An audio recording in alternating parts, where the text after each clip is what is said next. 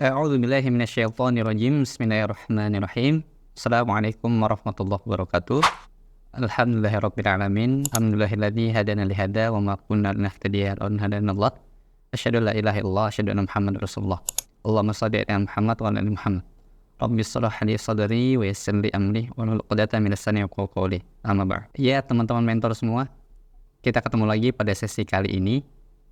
Pada sesi kali ini saya akan bahas soal why Islam. Kenapa Islam? Teman-teman mentor bisa mulai sesi mentoring dengan pertanyaan. Tanya kepada para menti, tanya ke mereka soal kenapa sih harus Islam itu? Kenapa Islam adalah agama mereka? Kenapa Islam adalah agama yang mereka pilih? Agama yang mereka anut? Akan ada banyak jawaban yang muncul dari mereka gitu. Mereka akan bilang, oh ini udah turunan gitu. Dan kita akan menemukan jawaban-jawaban yang lainnya. Kenapa harus ditanya gitu? Pertama, manfaat untuk pertanyaan ini adalah untuk pertama memancing rasa penasaran mereka. Kedua, mereka bisa ikut berinteraksi. Ketiga, mengasah daya nalar dari daya pikir mereka. Gitu. Jadi harus ditanya, kenapa harus Islam? Teman-teman bisa mulai pakai tulisan gitu, diminta untuk menyiapkan kertas atau langsung tanya jawab juga nggak apa-apa. Tapi yang penting ini harus ditanyakan dan harus dijawab sama para menti. Lanjut ke bagian pertama. Tadi kita bahas soal mengapa harus Islam. Dan sekarang, kenapa harus tahu kalau kita itu agamanya Islam? Kenapa harus tahu? Karena ini adalah suatu bagian yang paling penting. Bukan yang paling penting, yang terpenting. Karena ini adalah bersangkutan dengan yang namanya akidah.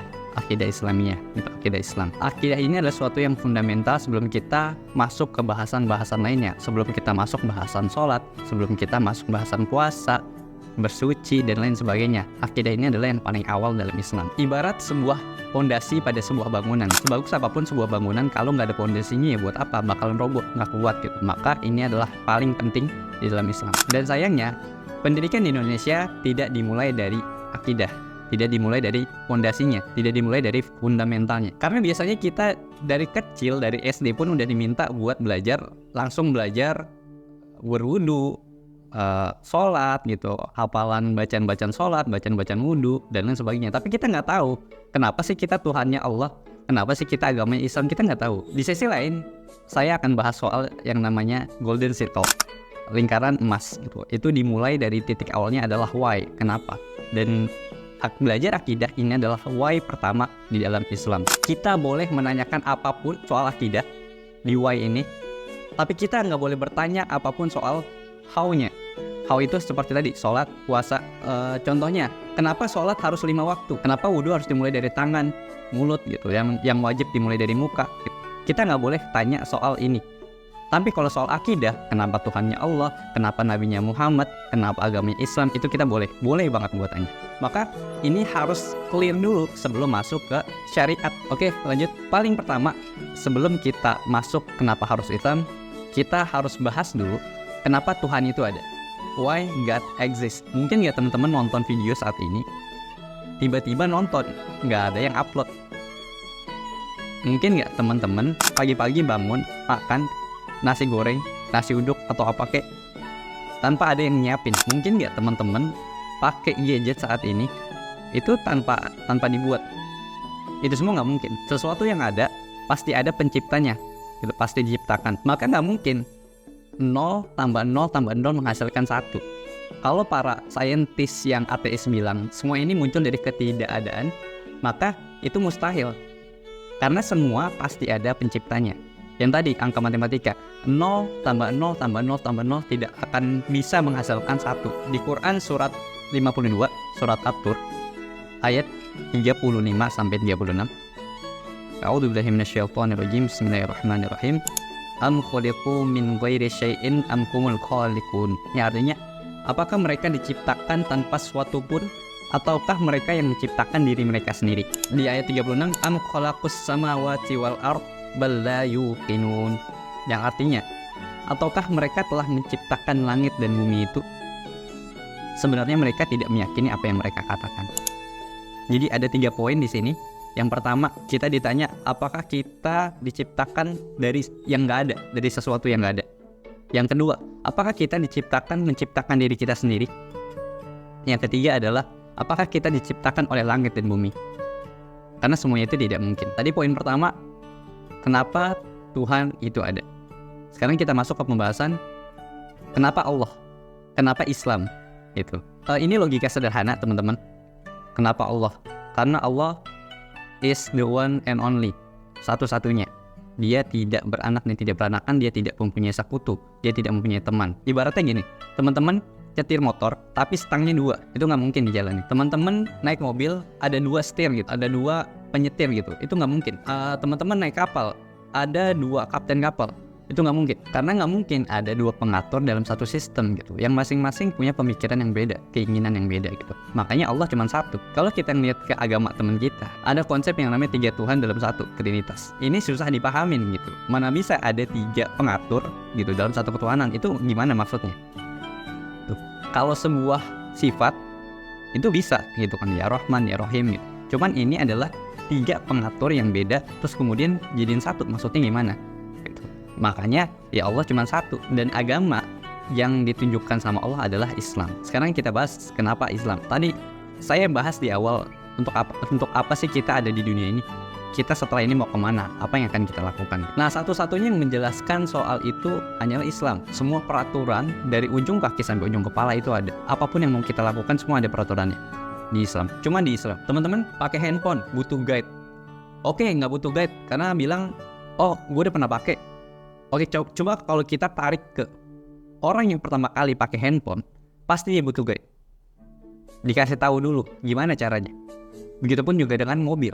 Begitu juga dengan sepeda, komputer, dan lain sebagainya. Semua hal yang ada di dunia ini pasti ada yang namanya petunjuk. Kalau kita belum pernah pakai, pasti ada yang namanya petunjuk.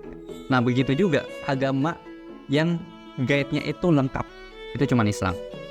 Dari masuk kamar mandi, mau tidur, mau yang lain-lain, itu ada di Islam. Dan gini teman-teman, kita itu manusia sebetulnya nggak tahu mana yang benar dan mana yang salah. Kita menentukan benar dan salah itu berdasarkan apa sih? Oke, berdasarkan nilai-nilai. Nah, nilai-nilai itu dari mana awalnya? Coba kita tarik lagi pada manusia yang pertama kali diciptakan.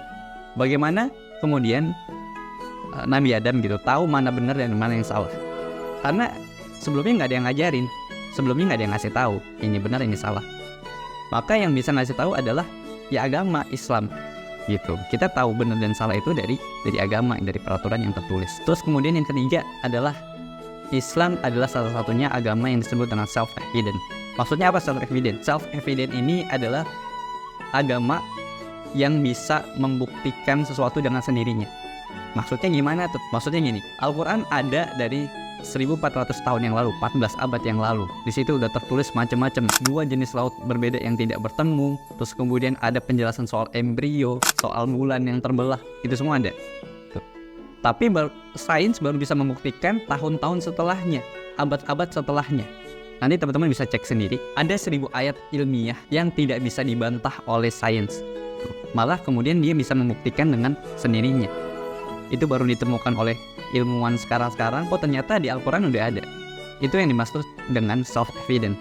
Ya, itu dia teman-teman. Kesimpulannya adalah, kenapa Islam? Karena Islam adalah agama yang sempurna. Kita harus yakin kalau Islam itu adalah agama yang benar, bukan agama yang paling benar. Karena kalau agama yang paling benar, ya yang lain juga benar dong, gitu. Karena paling benar. Kita harus meyakini bahwa Islam adalah agama yang benar. Nah, gimana cara kita meyakini Islam adalah agama yang benar? Belajar dulu akidahnya. Kenapa harus Islam? Kenapa harus Tuhannya Allah? Kenapa Rasulnya harus Muhammad SAW? Dan sekarang ini lagi marak banget fenomena orang di luar negeri berbondong-bondong masuk Islam. Kenapa? Kira-kira kenapa? Dan coba kita perhatikan teman-teman kita yang mu'alaf. Dan kebetulan, alhamdulillah saya juga mu'alaf. Bukan berarti saya merasa lebih baik daripada yang lain, tapi coba kita perhatikan kenapa teman-teman yang mu'alaf itu lebih giat belajarnya, lebih bersemangat. Karena dia menemukan why dulu sebelum how.